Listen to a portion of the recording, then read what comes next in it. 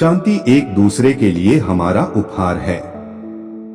पीड़ित को सबसे अधिक पीड़ा उत्पीड़क की क्रूरता से नहीं, बल्कि तमाशबीन की चुप्पी से होती है।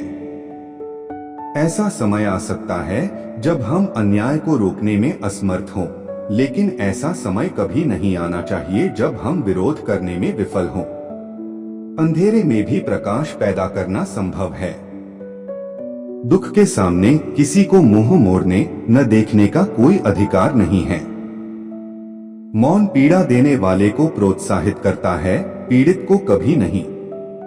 मैंने शपथ ली है कि जब भी और जहां भी मनुष्य को कष्ट और अपमान सहना पड़े, मैं कभी चुप नहीं रहूंगा।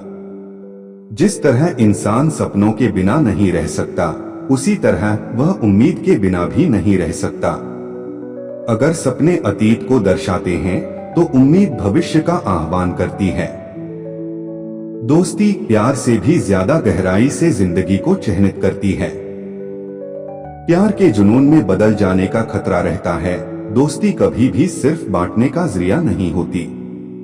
मैं इस नतीजे पर पहुंचा हूं कि मैं अपना दुख चुनने के लिए स्वतंत्र हूं, लेकिन मैं किसी और के दुख को स्वीकार करने के लिए स्वतंत्र नहीं हूं। यदि आप जीवन भर केवल एक ही प्रार्थना करते हैं, वह है धन्यवाद, तो वह पर्याप्त होगा। जिस प्रकार निराशा किसी को केवल दूसरे मनुष्यों से ही मिल सकती है, उसी प्रकार आशा भी किसी को केवल दूसरे मनुष्यों द्वारा ही दी जा सकती है। मैं अपने भीतर के ईश्वर से प्रार्थना करता हूं कि वह मुझे सही प्रश्न पूछने की शक्ति दे। सीखने पर जोर दिया जाना चाहिए, शिक्षा का कोई विकल्प नहीं है। इसे संक्षेप में कुछ शब्दों में कहा जा सकता है, जीवन में आप जो भी करें, हमेशा ऊंचा सोचें और गहराई से महसूस करें।